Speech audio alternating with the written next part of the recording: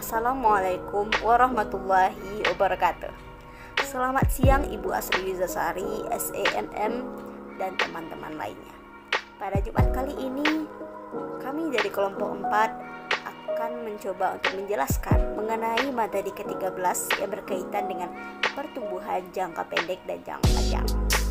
Pada kali ini, saya, Bilkis, sebagai moderator akan memandu jalannya presentasi kali ini. Perkenalkan, nama saya Fauzia, NIM 20059063.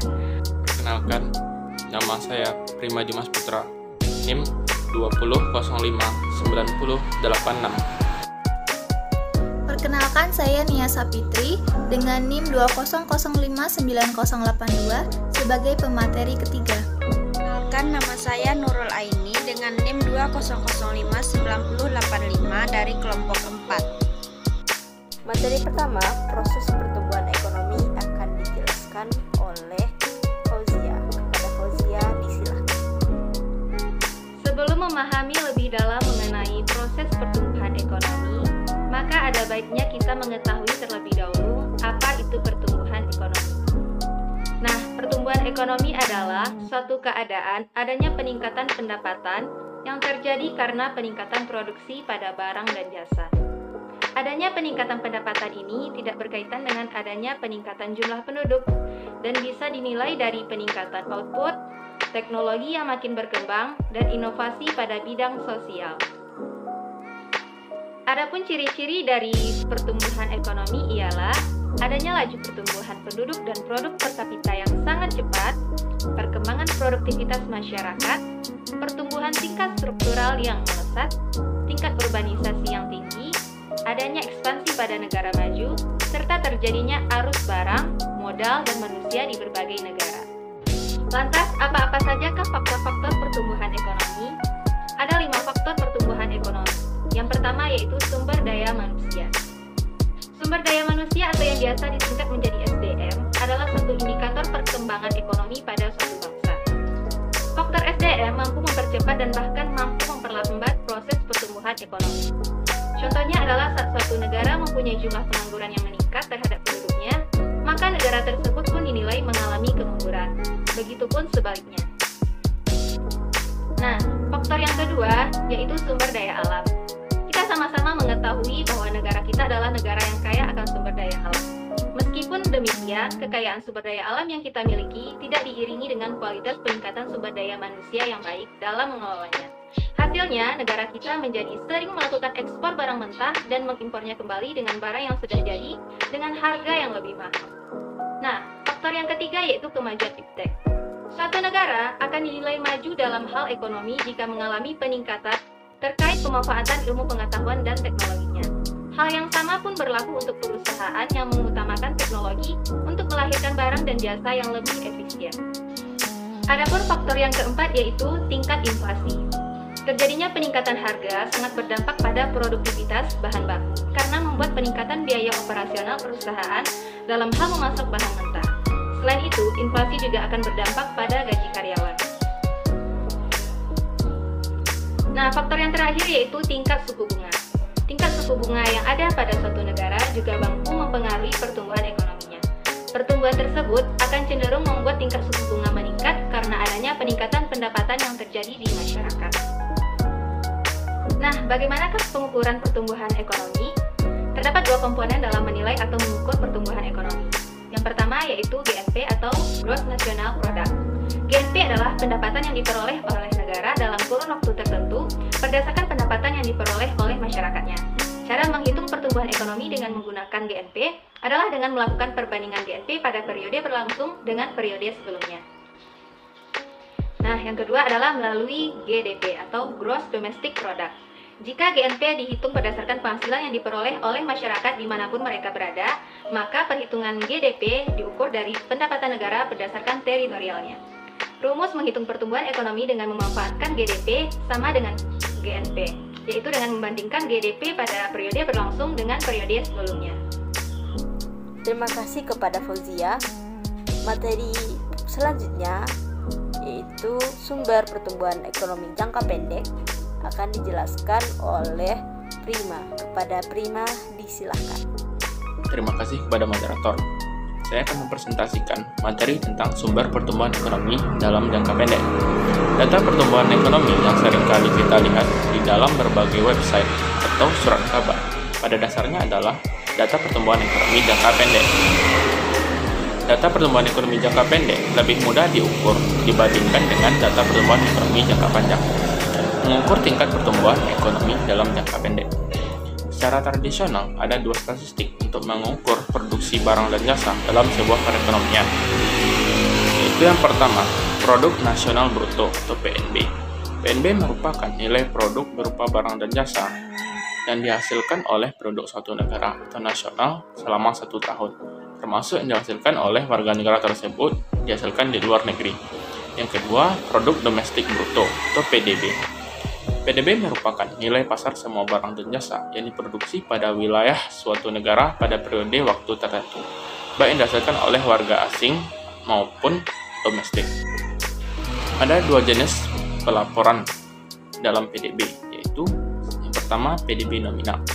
PDB nominal menggunakan harga yang berlaku, dan harga tersebut biasanya berubah dari waktu ke waktu. Itu dapat berasal dari perubahan output, harga barang dan jasa, atau kombinasi keduanya. Yang kedua, PDB real. PDB real menggunakan harga dasar, dan PDB real mewakili perubahan kuantitas barang dan jasa yang dihasilkan.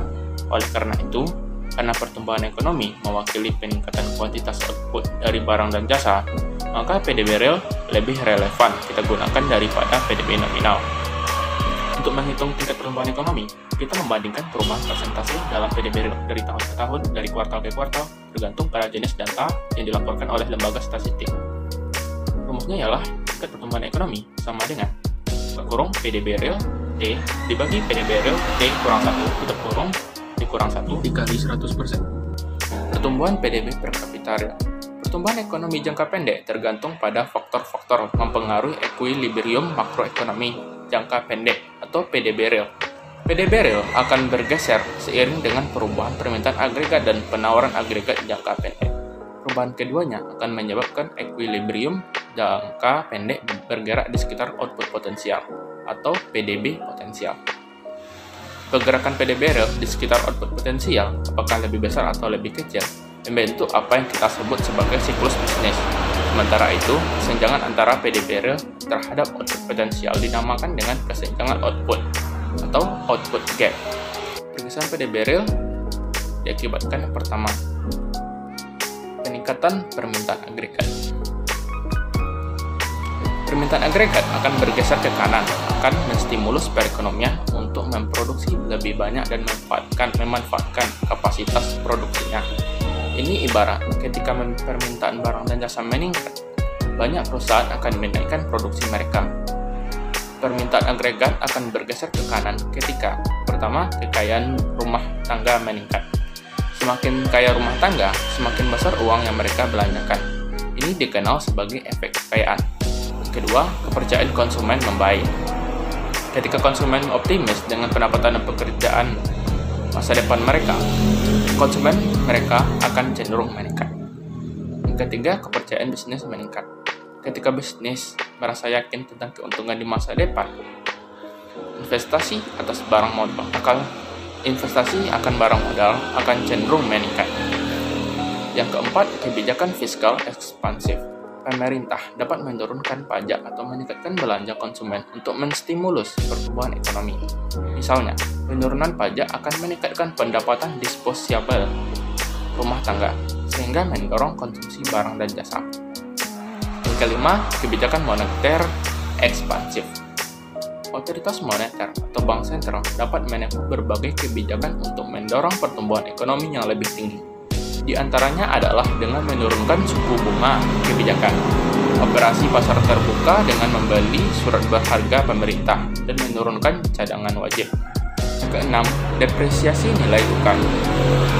Depresiasi membuat harga barang domestik menjadi lebih murah bagi orang asing. Ini akan membuat barang domestik lebih kompetitif di pasar internasional. Hasilnya, permintaan terhadap barang-barang domestik atau ekspor akan meningkat. Ketujuh, pertumbuhan ekonomi global. Pertumbuhan ekonomi global yang kuat akan meningkatkan permintaan terhadap barang-barang domestik, sehingga meningkatkan ekspor domestik. Yang kedua, yang mempengaruhi pergerakan PDB real ialah peningkatan penawaran agregat jangka pendek. Ketika penawaran jangka pendek bergeser ke kanan, produksi barang dan jasa akan meningkat. Pada umumnya, penawaran jangka pendek akan meningkat ketika biaya produksi semakin rendah. Selain itu, penawaran agregat jangka pendek akan meningkat ketika faktor produksi bertambah dan semakin berkualitas. Rincian faktor yang meningkatkan penawaran agregat jangka pendek. Yang pertama, upah nominal yang rendah. Upah biasanya mencakup sebagian besar dari biaya produksi. Ketika upah rendah, biaya produksi juga rendah dan menghasilkan peningkatan penawaran agregat jangka pendek. Yang kedua, harga bahan baku lebih murah. Sama seperti upah, harga bahan baku yang lebih rendah menurunkan biaya produksi dan sebagai hasilnya meningkatkan penawaran agregat jangka pendek. Yang ketiga, pajak bisnis lebih rendah. Ketika pemerintah menurunkan pajak bagi bisnis, itu menurunkan biaya produksi dan mendorong penawaran agregat jangka pendek. Yang keempat, subsidi bisnis. Subsidi yang lebih tinggi mengurangi biaya produksi yang menghasilkan peningkatan penawaran agregat jangka pendek. Yang kelima, kuantitas faktor produksi meningkat dan kualitasnya meningkat. Ketika kuantitas faktor produksi meningkat, perekonomian dapat menghasilkan lebih banyak barang dan jasa. Sementara itu, peningkatan kualitas faktor produksi, teknologi lebih maju misalnya, membuat produktivitas lebih tinggi, sehingga mampu menghasilkan lebih banyak output. Sekian dari saya, terima kasih, saya kembalikan kepada moderator. Terima kasih kepada Prima. Materi selanjutnya sumber pertumbuhan ekonomi jangka panjang akan dijelaskan oleh Nia. Kepada Nia, disilahkan. Pertumbuhan jangka panjang mempresentasikan peningkatan kapasitas produksi dalam perekonomian. Ketika kapasitas produksi meningkat, perekonomian dapat menghasilkan lebih banyak barang dan jasa. Sumber pertumbuhan ekonomi jangka panjang terkait erat dengan kuantitas dan kualitas pasokan faktor produksi di suatu negara. Dalam arti, kapasitas produksi perekonomian meningkat ketika pasokan faktor produksi bertambah dan kualitasnya meningkat. Pertumbuhan ekonomi terjadi ketika pertama, masyarakat mendapatkan lebih banyak sumber daya. Yang kedua, masyarakat menemukan cara baru menggunakan sumber daya yang tersedia dengan lebih efisien. Agar pertumbuhan ekonomi meningkatkan standar kehidupan, maka tingkat pertumbuhan harus melebihi tingkat kenaikan jumlah penduduk. Pertumbuhan ekonomi umumnya didefinisikan sebagai peningkatan GDP real per kapita. Nah, untuk meningkatkan GDP bisa berasal dari 3 sumber. Yang pertama, peningkatan penawaran tenaga kerja. Yang kedua, peningkatan modal fisik atau sumber daya manusia. Dan yang ketiga yaitu peningkatan produktivitas, jumlah produk yang diproduksi oleh masing-masing unit modal atau tenaga kerja. Untuk yang pertama, kita akan membahas mengenai peningkatan penawaran tenaga kerja. Sumber yang pertama yaitu peningkatan penawaran tenaga kerja. Salah satu cara untuk menghasilkan pertumbuhan ekonomi dalam jangka panjang adalah menumbuhkan angkatan kerja. Kenapa? Karena ketika ada lebih banyak pekerja, perekonomian dapat menghasilkan lebih banyak barang dan jasa ekonomis. Beberapa faktor yang mempengaruhi jumlah tenaga kerja termasuk pertumbuhan populasi, tingkat partisipasi angkatan kerja, dan imigrasi bersih. Selain itu, kualitas tenaga kerja juga penting, karena pekerja yang terampil dan berpendidikan kemungkinan besar akan lebih produktif. Artinya, menghasilkan lebih banyak output dengan input yang diberikan. Mereka juga lebih baik dalam memanfaatkan kemajuan teknologi. Kita biasanya menyebut kualitas tenaga kerja sebagai modal manusia, yang mewakili akumulasi pengetahuan dan keterampilan yang diperoleh pekerja dari pendidikan dan pelatihan serta pengalamannya. Sumber yang kedua yaitu peningkatan modal fisik atau sumber daya manusia. Yang pertama, peningkatan modal fisik. Peningkatan stok modal juga bisa meningkatkan output sekalipun tidak disertai oleh peningkatan angkatan kerja. Modal fisik bisa meningkatkan produktivitas tenaga kerja maupun menyediakan jasa uang bernilai secara langsung. Sebagai contoh nih, ketika membeli mesin pintal, produsen dapat menghasilkan benang jauh lebih banyak dibandingkan dengan cara manual. Begitu juga ketika perusahaan mengganti mesin ketik ke komputer, maka karyawan dapat menulis lebih banyak artikel daripada yang sebelumnya. Yang kedua yaitu peningkatan modal sumber daya manusia atau SDM. Investasi modal SDM adalah sumber lain pertumbuhan ekonomi. Orang yang sehat jauh lebih produktif daripada orang yang sakit. Orang yang memiliki keahlian jauh lebih produktif daripada orang yang tak memiliki keahlian. Modal sumber daya manusia bisa diproduksi dengan banyak cara. Salah satunya yang pertama yaitu individu bisa berinvestasi dalam mengasah keahliannya dengan masuk perguruan tinggi ataupun program pelatihan kerja. Yang kedua yaitu perusahaan bisa berinvestasi dalam modal SDM melalui pelatihan di tempat kerja. Dan yang terakhir yaitu pemerintah berinvestasi dalam modal sumber daya manusia melalui program-program untuk memperbaiki kesehatan dan menyediakan pendidikan formal serta pelatihan kerja. Sumber peningkatan GDP yang ketiga yaitu peningkatan produktivitas.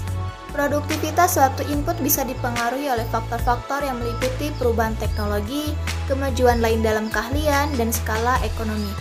Perubahan teknologi mempengaruhi produktivitas dalam dua tahap. Yang pertama adalah kemajuan pengetahuan atau penemuan, akan tetapi pengetahuan ini sendiri tidak menghasilkan apapun jika tidak digunakan. Yang kedua, ketika pengetahuan baru digunakan untuk membuat produk baru atau untuk membuat produk yang sudah ada dengan lebih efisien. Ini disebut dengan inovasi. Kemajuan lain dalam keahlian. Di samping penemuan dan inovasi, kemajuan jenis keahlian lain juga bisa memperbaiki produktivitas. Salah satunya adalah kemampuan manajerial, perbaikan teknik manajemen personalia, prosedur akuntansi, manajemen data, dan lain-lain yang bisa membuat produksi lebih efisien, mengurangi biaya, dan meningkatkan produktivitas terukur. Skala ekonomi. Skala ekonomis adalah penghematan biaya sebagai hasil peningkatan ukuran industri. Skala ekonomis yang menyertai pertumbuhan dalam ukuran mungkin muncul dari berbagai sebab. Sebagai contoh, sewaktu perusahaan dalam industri yang sedang berkembang membangun pabrik di lokasi baru, mereka mungkin menurunkan biaya transportasinya. Juga ada beberapa skala ekonomi yang terkait dengan belanja penelitian dan pengembangan, serta program pelatihan kerja. Terima kasih kepada Nia. Materi terakhir yaitu pertumbuhan dan produktivitas ekonomi Indonesia akan dijelaskan oleh Nurul. Kepada Nurul, disilahkan. Dalam perjalanannya, Indonesia mengalami pasang surut pertumbuhan ekonomi dimulai dari zaman Soekarno sampai ke zaman Joko Widodo. Pada zaman Soekarno, Indonesia mengalami 3 fase perekonomian, yaitu fase penataan ekonomi pasca kemerdekaan, fase memperkuat pilar ekonomi, serta fase krisis yang mengakibatkan inflasi. Pada awal pemerintahan Soekarno, PDB per kapita Indonesia sebesar Rp5.523.863. Pada masa ini, pertumbuhan ekonomi juga mengalami minus yang disebabkan oleh biaya politik yang tinggi. Akibatnya, anggaran pendapatan dan belanja negara atau APBN defisit minus Rp1.565,5 miliar. Namun, pertumbuhan ekonomi Indonesia masih dapat kembali ke angka positif pada tahun 1964. Pada masa Soeharto, pasang surut perekonomian Indonesia paling dirasakan pada eranya karena masa kekuasaannya yang terpanjang dibandingkan dengan presiden lainnya. Ia menjadi presiden di saat perekonomian Indonesia dalam kondisi yang tidak baik. Pada tahun 1967, ia mengeluarkan Undang-Undang Nomor 1 Tahun 1967 tentang penanaman modal asing. Undang-undang ini membuka lebar pintu bagi investor asing untuk menanam modal di Indonesia. Selama Soeharto memerintah, kegiatan ekonomi terpusat pada pemerintahan dan dikuasai oleh kroni-kroni presiden. Pada masa pemerintahan B.J. Habibie, salah satu tantangan sekaligus capaian adalah pemulihan kondisi ekonomi dari posisi pertumbuhan minus 13,13% pada tahun 1999 menjadi 0,79% pada tahun 1999. Habibie menerbitkan berbagai kebijakan keuangan dan moneter serta membawa perekonomian Indonesia ke masa kebangkitannya. Pada masa pemerintahan B.J. Habibie, Bank Indonesia mendapatkan status independen dan keluar dari jajaran eksekutif. Masa pemerintahan Abdurrahman Wahid atau yang biasa dikenal dengan Gus Dur meneruskan perjuangan B.J. Habibie mendongkrak pertumbuhan ekonomi pasca krisis tahun 1998. Secara perlahan, ekonomi Indonesia tumbuh 4,92% pada tahun 2000. Gus Dur menerapkan kebijakan desentralisasi fiskal dan juga otonomi daerah. Pada masa pemerintahan Megawati Soekarno Putri, pertumbuhan ekonomi Indonesia secara bertahap terus meningkat dari tahun ke tahun. Tingkat kemiskinan pun menurun. Perbaikan yang dilakukan pemerintah saat itu adalah menjaga sektor perbankan lebih ketat hingga menerbitkan surat utang atau obligasi secara langsung. Pada masa Susilo Bambang Yudhoyono atau yang biasa dikenal dengan SBY, meski naik turun, pertumbuhan ekonomi Indonesia berada di bawah kepemimpinan SBY relatif stabil. Pertumbuhan Indonesia cukup menggembirakan di awal pemerintahannya, yakni 5,69% pada tahun 2005. Pada tahun 2006, pertumbuhan ekonomi Indonesia sedikit melambat. Lalu pada tahun 2010, ekonomi Indonesia kembali tumbuh dengan capaian 6,22%. Pemerintah juga mulai merancang rencana percepatan pembangunan ekonomi Indonesia jangka panjang. Pada masa pemerintahan Joko Widodo, Jokowi merombak struktur APBN dengan lebih mendorong investasi, pembangunan infrastruktur dan juga melakukan efisiensi agar Indonesia lebih berdaya saing. Namun, grafik pertumbuhan ekonomi Indonesia selama 4 tahun masa pemerintahan Jokowi terus berada di bawah pertumbuhan pada era pemerintahan Susilo Bambang Yudhoyono.